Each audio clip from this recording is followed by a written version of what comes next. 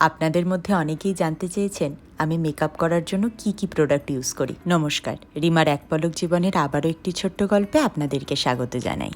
এই সময় দাঁড়িয়ে অনেক মানুষই মনে করে মেকআপ করা মানে মুখের আদলের পরিবর্তন। তাদের উদ্দেশ্যে একটাই কথা, নারী মানেই সুন্দর। তার সেই সৌন্দর্যকে আরেকটু ফুটিয়ে তোলার কাজটাই করে এই মেকআপ। স্ক্রিনটাকে প্রিপেয়ার করে আমি প্রথমেই ব্যবহার করি সুইস বিউটির পার্ল প্রাইমার। এর প্যাকেজিং যেমন সুন্দর তেমন এর quality, long lasting for 18 hours. এরপর ব্যবহার করি সুইস বিউটির air brush finish full coverage foundation. দেখতেই পাচ্ছেন নিশ্চয়ই, কয়েক সেকেন্ড ব্লেন্ড করলেই আমার স্কিনের সাথে একদম মিশে যাচ্ছে।